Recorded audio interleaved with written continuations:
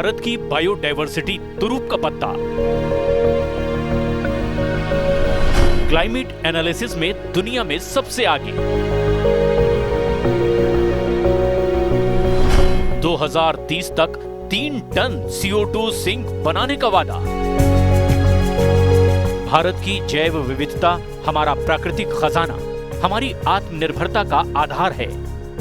ये वो तुरुप का पत्ता है जो जलवायु को समझने में हमें दुनिया में सबसे आगे रखता है और 2047 तक समृद्ध भारत के सपने को सुरक्षित करता है।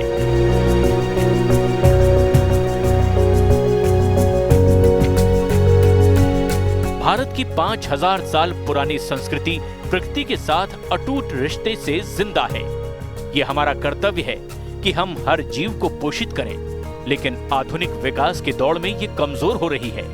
हमें नई कहानियां गढ़नी होंगी, संस्कृति और व्यवहारों को फिर से बुनना होगा ताकि प्रकृति से हमारा जुड़ाव मजबूत हो।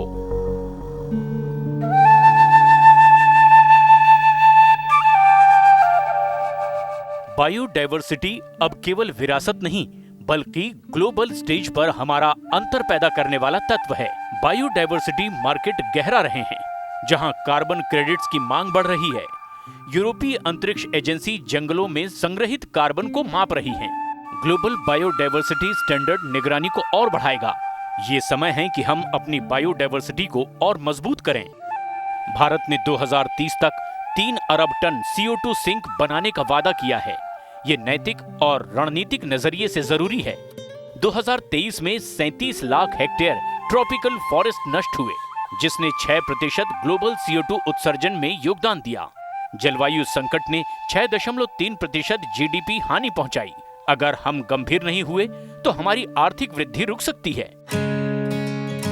बायोडायवर्सिटी रिसर्च नए गंदगी फैलाने वाले एलिमेंट पर समाधान देती है। वुहान विश्वविद्यालय ने माइक्रो प्लास्टिक को 99.9% अवशोषित करने वाला स्पंज बनाया है। भारतीय विश्वविद्यालयों को ऐसे शोध बढ़ाने चाहिए। 2024 में राजस्थान के चुरू में 50.5 डिग्री तापमान दर्ज हुआ। पेड़ हमें गर्मी से बचाते हैं। मधुमक्खियां, जो आदि फसलों की परागण के लिए जरूरी हैं, तेजी से घट रही हैं। पंजाब में मधुमक्खी मृत्यु दर रिकॉर्ड स्तर पर है। वहीं भारत के बाघ अभयारण्य प्रतिवर्ष 1.2 से 4 बिलियन डॉलर की पारिस्थितिकी सेवाएं देते हैं।